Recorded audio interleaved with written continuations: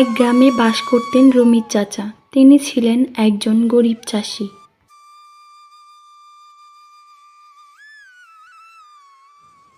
তার এক টুকরো জমি রোদে শুকিয়ে গেছে, তাই কোদাল হাতে রমির চাচা তার জমিটাকে দেখতে যাচ্ছিল। নিজের সামান্য এক টুকরো জমিতে হাড় ভাঙা পরিশ্রম করে কোনো মতে দিন কাটাতেন তিনি। কখনো কখনো কোদাল দিয়ে তার জমি কোপাতেন এবং কখনো কখনো লাঙল টানতেন।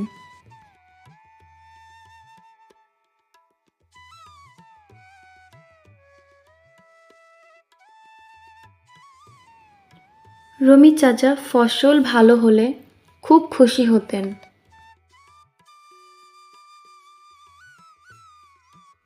আর ফসল খারাপ হলে নিঃশব্দে চোখের জল ফেলতেন। রমির চাচার একমাত্র ছেলে হাসান খুব মেধাবী ছিল। সে পড়ালেখা করে শিক্ষিত হতে চেয়েছিল,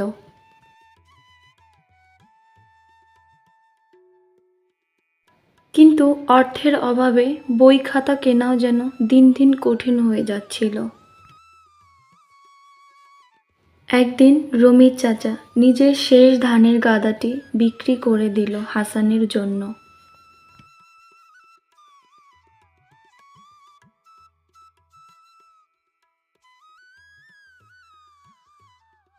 এবং সে তার ছেলের জন্য একটি বই কিনে নিয়ে আসলো এবং সে হাসানকে ডেকে বলল, বাবা হাসান, জমি নাই টাকা নাই, কিন্তু তুই যদি মন দিয়ে পড়িস তোর জীবন বদলে যাবে। হাসান তার বাবার কথা শুনে তখন থেকে মন দিয়ে পড়াশোনা করা শুরু করলো।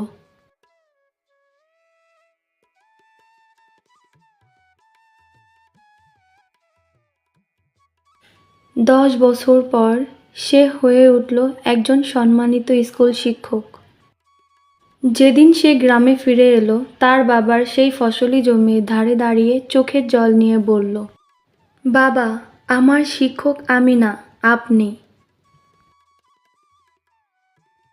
কারণ আপনি সব হারিয়ে আমাকে দিয়েছেন সুন্দর ভবিষ্যৎ।